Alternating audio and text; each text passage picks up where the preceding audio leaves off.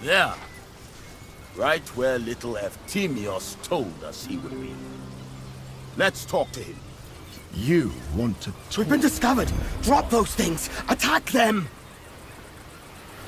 I am not... Ah, Jupiter, take it all. How do you know my name?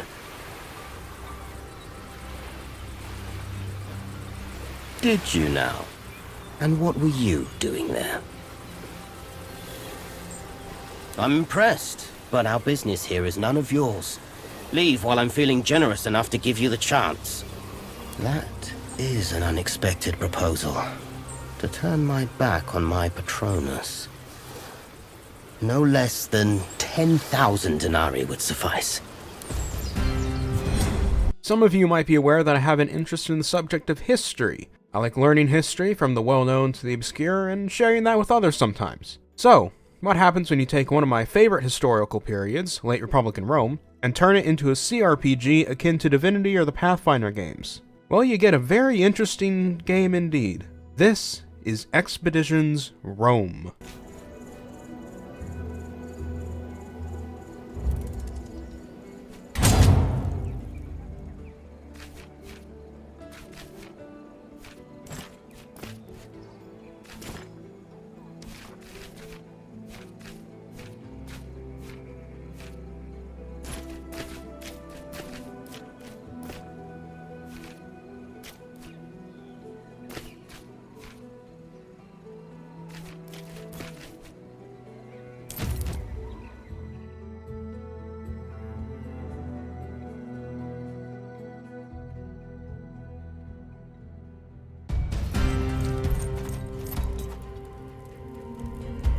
This is it? These are all the legionary Rome has sent to fight us?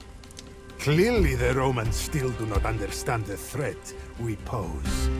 Perhaps they will understand when they see the heads of their people adorning spikes along the road. Expeditions Rome has the visual style you'd expect from a historical game, that being a realistic one. Some things do stand out to me, however. It's pretty clear that the game is aiming for historical authenticity more than accuracy here. For instance, some armor is more or less accurate to the time period than others, but overall it gets the general authentic feel of Rome across. They do manage to get some aspects pretty accurate, such as in Rome itself, you can notice that the walls, floors, benches, and the pillars are all painted in fairly vibrant and colorful ways, and that's accurate to the time. The way we associate Roman marble sculpture with the solid white marble is just a misconception. Everything from pillars to statues were given vibrant paint jobs back in the day, but time has caused the paint on what survives now to have withered away, leaving us with the solid white we see now. There are still remnants of this less accurate visual style though, such as how the statues aren't painted while most of the pillars are. But given the way the statues apparently looked with the paint back then, I feel like it's best we just leave that be. On the technical side though, things could use some polishing. I don't know what it is, but some games have this sort of weird effect where it's like motion blur, but it isn't, and it gives everything a weird looking fuzz around it that follows them everywhere. I don't know, maybe it's my monitor, but only a few games do it, and this is one of them sadly, and I can't figure out how to get rid of it. As far as audio is concerned, while the music isn't anything to write home about, the ambient sounds are wonderfully fitting for the environments. Depending on where you are, you can hear anything from the soul chirping of birds to the bustle of a city or the metallic rumblings of a legion camp. It does wonders for the immersion.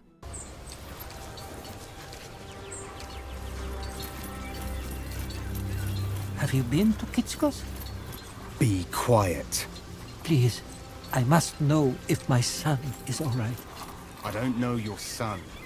Leave me in peace. The last outstanding part as far as presentation goes is the voice acting. This is some really high quality voice work, especially given that almost everyone in the game is voice acted aside from yourself. I really did not expect that, but it was a very pleasant surprise. And if you're a bit of a linguistic nerd like me, you might appreciate how most characters actually pronounce words the way they're meant to be said in Latin, such as a consistent hard G changing legion into legion, or a consistent hard C turning centurio into centurio. Although clearly some voice actors are better at this than others, as you'll occasionally hear some people, main characters or otherwise, sometimes fall back on the English pronunciations. It also means that if you hear me swapping between the Latin pronunciation and the English ones, it's because the voice acting is digging them into my brain. And that brings me to the story. I am sure Dominus Lucullus has a reason and a plan. I would play along. My personal mission tonight is to taste each and every single dish. You may have to roll me home. I see that Tullius Cicero and Porcius Cato are both here tonight. They are highly esteemed senators of the Optimatus faction. The very same. He is an orator of unmatched skill. He was trained in Greece, you know. To what end? A blade would not help against poison.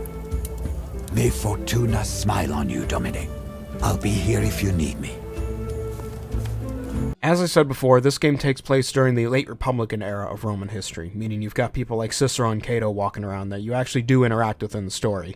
In fact, I got into a debate about morality and law with Cato near the end of Act 1, which was an interesting conversation to have. Speaking of, I'm only using footage from Act 1 and into the very start of Act 2 here, so as not to spoil anything since the story is actually really good. But what is the story? Well, it's an alternate history. You play as the heir and eventual head of a well-off Roman family who has escaped the city to evade assassination at the hands of your father's opponents in the Senate. You get sent off to the province of Asia Minor, which is in the midst of a revolt as King Mithridates of Pontus is waging war to expel the Romans from the province. While there, you're made the legate, or legate, of the legion named Legio Vitrix, and are tasked with securing all of Asia Minor under Roman control. What makes this an alternate history, however, is a certain man you meet early in your time in the army, Gaius Julius Caesar. Yes, that Caesar. He's still a young man at this point who's looking to prove himself, but unfortunately, he's killed during a surprise attack by Mithridates' forces. At this point, all bets are off. History has completely diverged from our own, with the man who would spark the end of the Roman Republic dying in his early years, leaving you to effectively become the new Caesar in a metaphorical sense, and decide the fate of Rome. All in all, I really like the premise, and I especially like how the game isn't explicit about it. Caesar is treated so casually by the story since he's still fairly new to being a legionnaire, that his death doesn't really register in your mind until you realize he was that Caesar, and that things have changed forever. The characters are really well written too, or maybe it's just the voice acting. Mithridates is a schemer who might actually have some points about the decay of the Republic. Lucullus is a great mentor character as your Patronus, which yes was an actual thing back then, Harry Potter fans, calm down. And your party members in general only get better the more you get to know them, with my personal favorites being Bestia and Cineros. And yes, you can romance some of them while on your campaign like it's Mass Effect. And speaking of campaign, let's see that gameplay.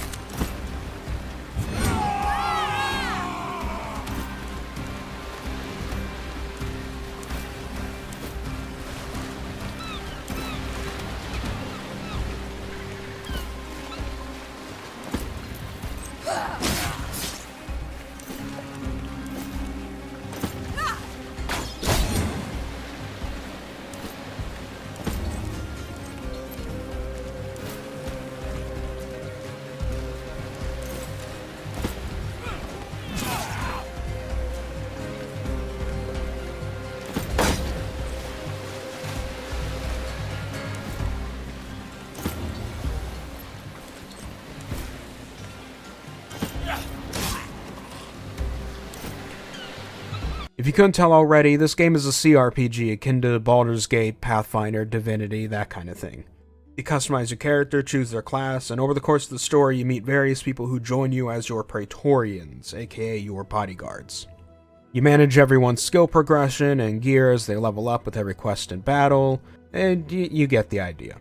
Although there are two kinds of notable battles in this game, as you'll see on screen.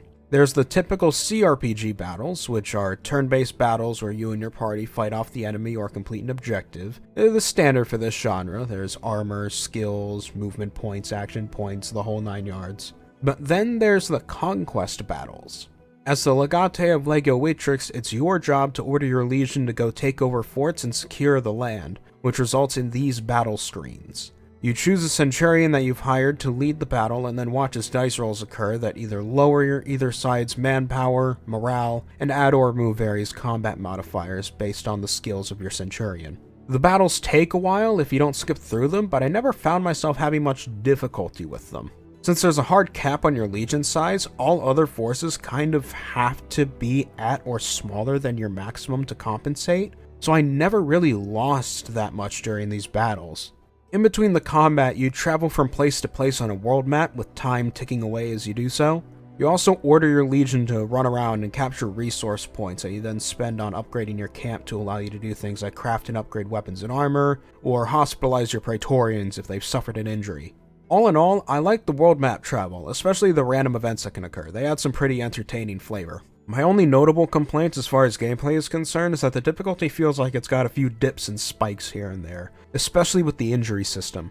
An injury can really screw over your party members, and if you don't have someone with the right healing skill or you can't find enough bandages, then you're stuck with it for a while. And that's assuming you didn't turn on permadeath, in which case say goodbye to that party member if you can't stabilize their injury. In general, though, the game just really likes throwing a lot of enemies at you, which inherently gives them a higher dice roll chance to screw you over every turn, which can cause some difficulty spikes.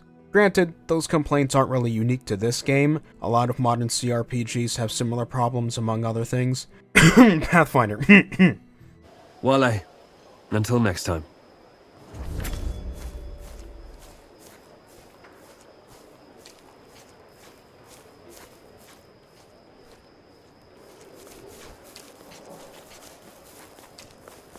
Good day. You are clearly a well-bred young man.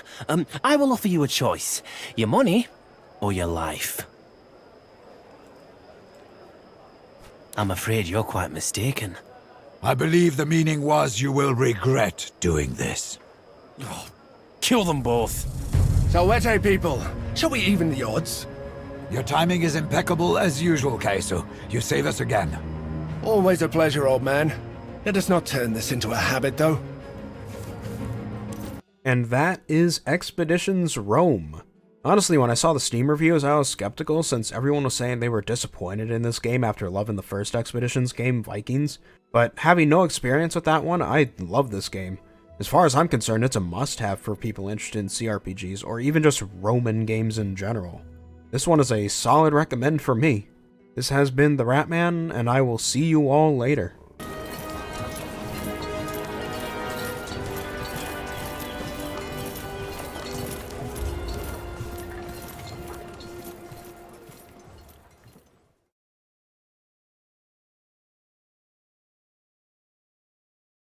And lastly, a special thank you shout out to my Patreon with a $5 a month pledge is Scarlet. Thank you for the $5.